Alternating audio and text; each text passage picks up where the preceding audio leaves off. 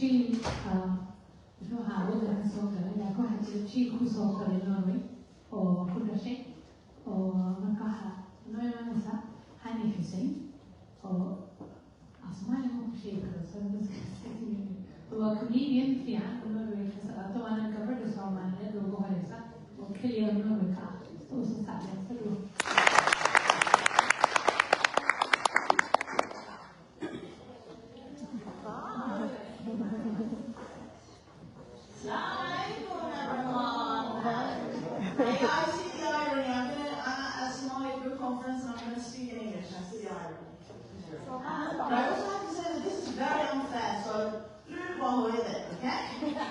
She could put me at any point in the program.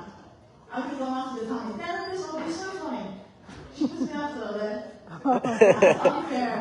Unfair. I'm not trying my best. I also have to say that since I'm born in this country, I've learned these things, the diaspora. And one of them is that any trouble you have in your life, it's because of your mother. So the reason my Somali is not good, it's her fault. It's not on me. It's not on me. But I want to tell you a little bit about me though. I had an interesting experience on my way here. Okay? I was riding my bike, but I was there to the bus. And on the bus I saw this man, he was on his phone, okay? He had the calculator app on his phone, and he was adding an absurd number of numbers. He started at 1 million. At one point he was at 50 million. At one point he was up to 400 million, plus, minus, divided by. At one point he landed on 13 million. And then he closed the calculator app, and then he opened Airshafida, the Norwegian finance paper. What is he doing? What's 13 million? Is that what he's making? I'm so confused by it.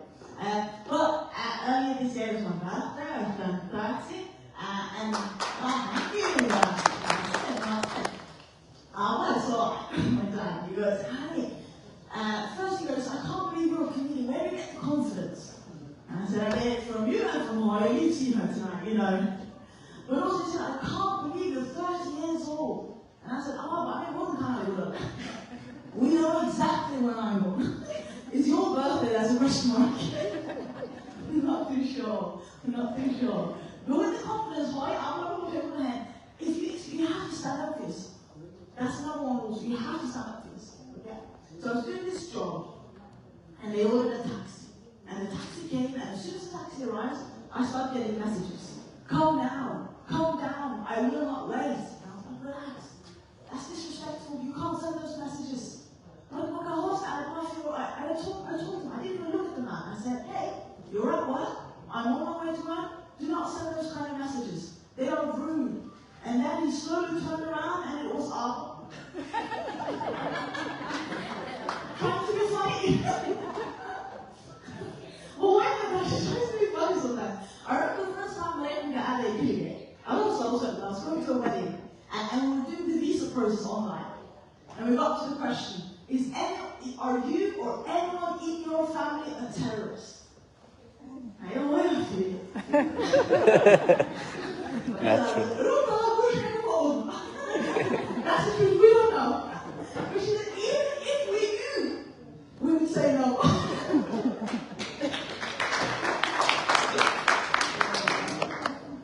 And also growing up, they were very aware. They were like, hey, Monday through Friday, score a reach out, that's fine. Like, we cannot get the high Duxia. And Duxia was a nice place. Like, we had one man who insisted that everything was halal. Everything! I looked at him and I said, it can't be. My he said, Hani, you're going to really it's halal. And I said, how is it halal? And he goes, it makes you shit. I'm like, no, you're lactose intolerant.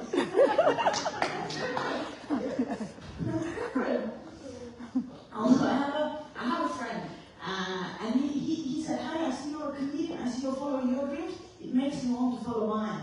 His name is Mohammed. And he said, Hani, I want to be a pilot. I said, is that safe? Should you? But I regret that. I don't want to be that kind of friend. I want to be the kind of friend that supports my friend. So I want to tell you, everyone here tonight, that if my friend Mohammed, who's in Doha, wants to be a pilot, he gets to be a pilot. You don't need to see. You can be blind, it's fine. But my sister's more she's the more realistic person in our family. I told her this story because I had this one friend, she's a teacher. She looked at me, she said, Hani, I have a student from Ukraine in my class. And she says, she has the craziest story. She told me, when the war broke out in Ukraine, because she's diabetic and she needs insulin, they fled to Poland. Once they got to Poland, they realized, all the other refugees, they were also coming to Poland. And so there were 4 buses. One was going to Norway, one was going to Sweden, one was going to Denmark, one was going to Finland. They didn't even know what bus they got on. They just got on a bus, and then they drove, and they ended up in Norway. And now this girl is in my classroom. She looks at me, she goes, Hani, isn't that crazy? I said, that is a refugee. What do you mean the refugees? I said, do you know why I'm in Norway? Because Hussein is in Norway. Do you know why Hussein is in Norway? Because Ahmed is in Norway. You know why Ahmed is in Norway? Because Italy said no. That's a refugee. And I told this to my sister, I said, we are refugees. And my sister said, Honey, you're born in a bathtub. I'm in the hospital, I'm not a refugee. And I said, no, that's true, I'm not a refugee. But my point still stands, you know, my point still stands. But although I'm a comedian now, I also did go to university, right? I went to university, I went to the Norwegian University of Technology and Science. And I think there are some young people here, and maybe some of you have children that want to study. This is what I did. I went on the website of NTNU, the new university, and then all the courses were in alphabetical order. And so I just chose the top one. I was like, it was African studies. It's me! And then I moved to Toronto to go to Jamala. And then when I was living there was one question that I got asked everywhere I went. Everyone asked the same question. Do you know Amal? Do you know Amal? I wanted to be like, no, you racist Norwegian, I do not know Amal. But of course I knew Amal. I lived with Amal. Amal has African studies today. She's also doing African studies, and my mother is friends with her mother. That's how it works. And then when I was a student, because I was studying African studies, I was like, I'll go to an African country and I'll study abroad. And I went to Ethiopia. I ended up studying in Tanzania, but first I went to Ethiopia. And we were going out one night, me and my friend Asli. And then we met this guy and he goes, I'm a tour guide. I can take you to the oldest rainforest in Africa. And I said, that's wonderful. So the next day we showed up in a big bus.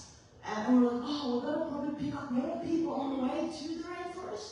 And we drove for 2 hours out of Addis Ababa. And at no point did we pick up any more people on our way. It was just the 2 of us. And we're dreaming. That was the tour guide. And we got there. Astrid, she's from the western part of Norway. I'm from Oslo. We know the finns i dålig vær, bare dårlig klær. We're dressed. I have a fin school. I have water in my backpack. Jimmy is wearing the exact same thing I'm wearing now.